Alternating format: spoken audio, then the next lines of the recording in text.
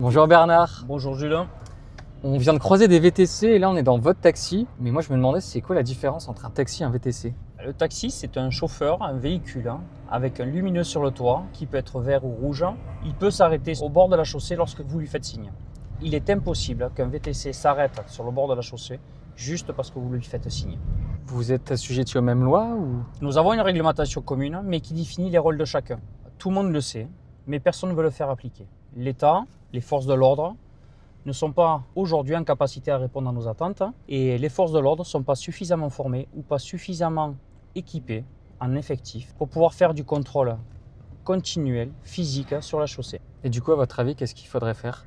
Dans un premier temps, ça serait de former plus de forces de l'ordre, comme à Paris avec les BOR qui contrôlent au niveau des gares et aéroports. Et dans un second temps, en milieu, je dirais, plus rural, former les polices et les forces de l'ordre à effectuer le même type de contrôle partout en France pour éviter ce type de fraude. Ce type de fraude là vous m'avez parlé des maraudes mais concrètement c'est quoi? Concrètement, ça serait aujourd'hui lorsque vous sortez du cinéma ou lorsque vous sortez de la gare, vous avez plusieurs situations possibles. Vous avez réservé au préalable un chauffeur, il vous attend, il vous prend en charge, il vous amène. Il n'y a rien d'anormal. Ça c'est légal. Ça, c'est légal. Vous n'avez rien réservé. Vous sortez et vous cherchez un chauffeur.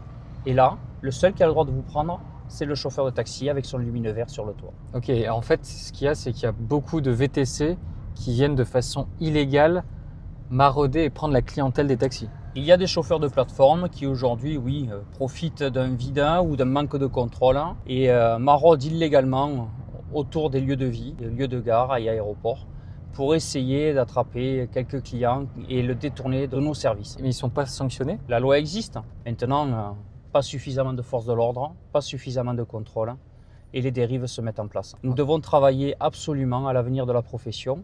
Les lois sont communes, mais elles ne sont pas respectées de tous. Et du coup qu'est-ce que la FNAT, votre fédération, essaye de mettre en avant pour régler ce problème? Cela fait plusieurs années que la FNAT travaille avec ses présidents départementaux et avec tous les adhérents sur la définition de la réservation préalable, sur la définition de l'approche sur tous les secteurs géographiques.